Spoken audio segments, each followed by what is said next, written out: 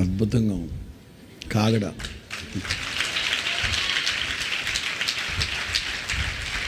నీ వాక్యం నా పాదములకు దీపం. చూస్తే అట్లా కాగడలాగే ఉంది. ఒలింపిక్స్ జరిగేటప్పుడు తీసుకెళ్తూ ఉంటారు.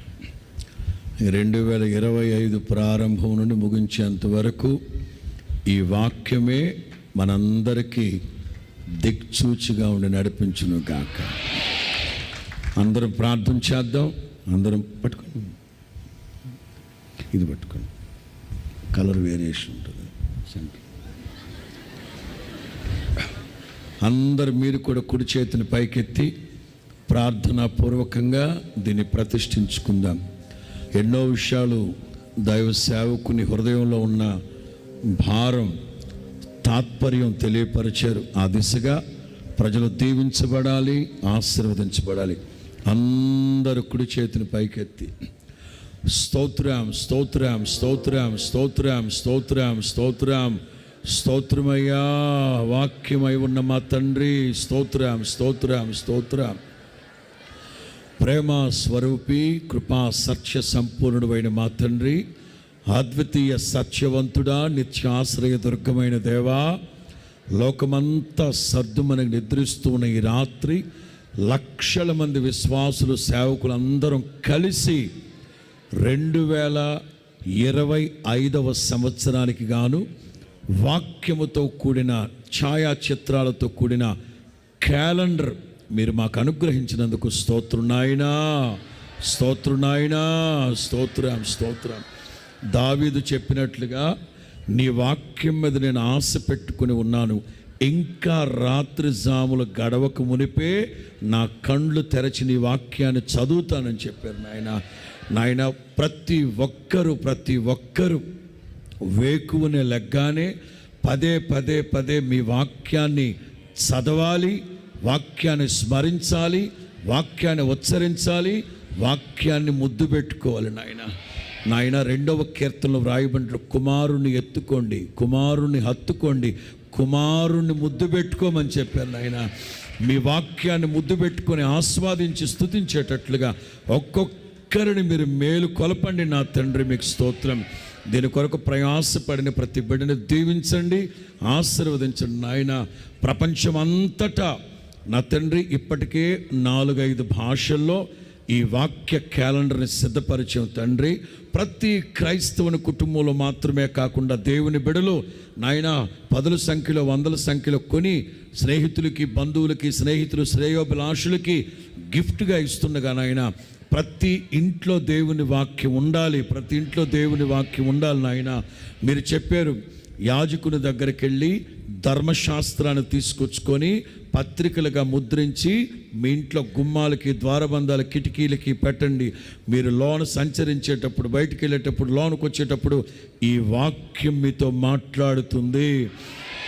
ప్రతి ఒక్కరిని మీరు దర్శించే సమయం ఒకటి ఉంది నాయన. ఎవరైతే నా తండ్రి బాధల్లో, కష్టాల్లో, కన్నీళ్ళ మధ్యలో ఈ వాక్యాన్ని చదువుకుంటారో వెంటనే వారికి వెలుగు కలుగునుగాక, చీకటి తొలగిపోవునుగాక, ఓదార్పు కలుగునుగాక, ఆదరణ కలుగునుగాక, ఆరోగ్యము కలుగునుగాక, ఆశీర్వాదం కలుగునుగాక. ఏ ఒక్కరూ సేవకుని మాటలు పెడచెవిన పెట్టకుండా ప్రతిరోజు లేవగానే మీ వాక్యాన్ని చూడాలి, మీ వాక్యాన్ని చదవాలి, మీ వాక్యాన్ని స్మరించాలి, మీ వాక్యాన్ని ఉచ్చరించాలి, మీ వాక్యాన్ని ముద్దు పెట్టుకోవాలి.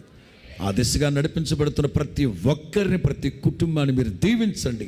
ఈ వాక్యం ఉన్న ప్రతి ఇంట్లో మీ వెలుగు ప్రకాశింపబడును గాక, మీ తేజస్సు నింపబడును గాక, మీ సన్నిధి వారికి తోడుగా ఉంచుదురు గాక. సంవత్సరం అంతా పాదములకు దీపమై, త్రోవకు వెలుగై నడిపించి దీవించి ఆశీర్వదించమని నాయనా ప్రతి కుటుంబంలోనే కాదు, ప్రపంచ దేశాల్లో ఎక్కడెక్కడైతే తెలుగు భాష మాట్లాడేవారు ఉన్నారో వారందరికీ ఈ క్యాలెండర్ చేరువవ్వాలి. నా తండ్రి ఆశీర్వదించి దీవించమని యేసు నామములో ప్రార్థిస్తూ ఉన్నాము తండ్రి. ఆమేన్, ఆమేన్, ఆమేన్. హల్లెలూయా.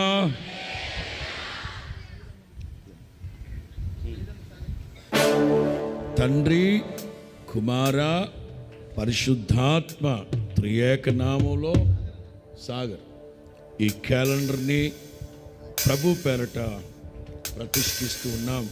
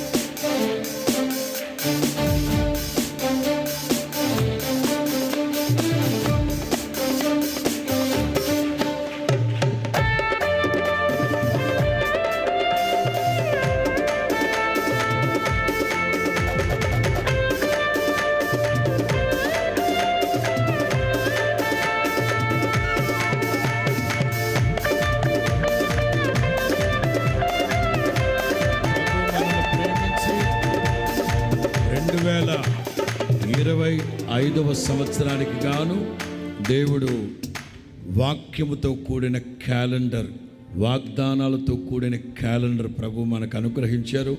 అందుని బట్టి దేవునికి మహిమ కలుగును గాక. హల్లెలూయా. ఇక మీరు గిఫ్ట్లు ఇచ్చేటప్పుడు పెన్నులు,